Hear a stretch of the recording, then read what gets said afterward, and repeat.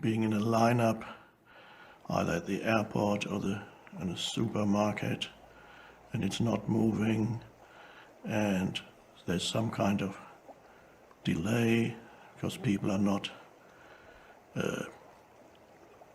are too slow, not efficient enough, and easily people get irritated, angry, upset in situations like that. And this is just a minor example. And they believe that they are being upset because of the situation. However, if they looked more closely into the origin of unhappiness, they would find that they're not unhappy because they're standing there in line. They're unhappy because their mind is saying that it is a bad situation to be standing there in line. It says all kinds of things. The voice in the head comments. If you could be aware of this, if you were present in that situation, you would become aware of what your mind is saying. And if you were present in that situation and many, many other situations, even so-called serious situations, if you were really present in that situation, you would see that the unhappiness that you experience actually arises in your mind, is not ultimately caused by the situation you find yourself in. And when you discover that, the possibility of freedom comes in, the possibility of choice. Because now you have the choice. Do I want to continue thinking these thoughts and feeling unhappy, or would I rather be free of that unhappiness in this situation?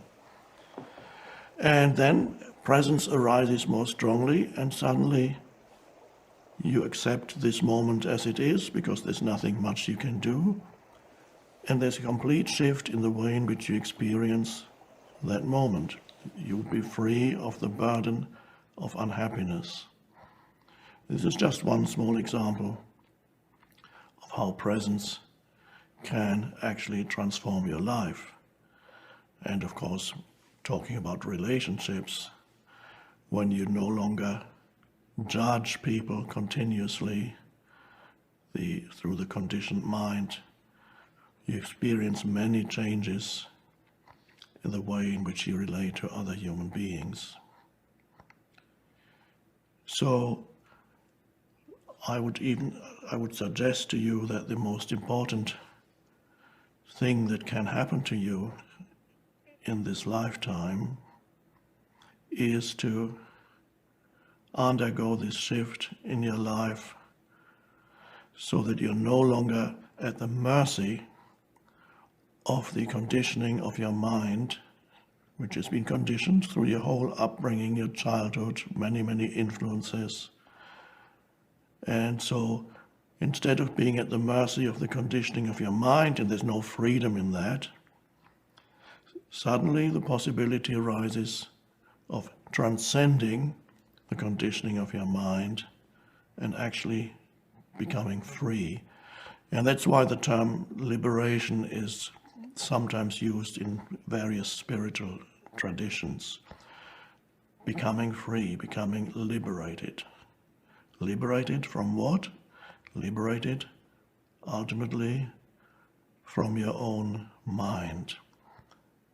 And then you're able to use your mind and your thinking ability in a much more effective way. What changes is that you are no longer used by your mind, but you are using your mind. And that's a vast difference. When you're identified with that continuous stream of thinking, that ultimately you are not thinking, the thinking happens to you, you don't even know it. You identify with it and you think it's you thinking, but it's just the conditioned mind thinking in you, and you give it a sense of self. But there is really no self in it, as the Buddha already pointed out a long time ago. So there's a shift from being self-identified with the stream of thinking. then discovering that there is a stream of thinking in you, discovering that very often it interprets reality in a certain way that actually produces suffering for yourself and others. And then discovering that you can be free of it. And coming back to the example I just gave just now, a simple situation. You're standing in line at the airport or the supermarket, getting very upset, and you discover you can actually be free of unhappiness in that moment by not adding a dysfunctional mental commentary to the situation. And suddenly the situation is the way it is. And you actually feel quite good. So, and this is a small example, but presence affects all areas of your life, as you will discover. So, if you get a sense of what I'm talking about, and it sounds, oh yes, that's interesting, that means you're probably ready for this shift in consciousness.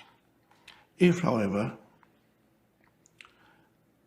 you have not the slightest idea of what I'm talking about and it sounds like a load of nonsense, that probably means you're not quite ready yet, and won't try to convince you that you should be ready. And it also means that you just need a little bit more suffering before you're ready. So we will meet again.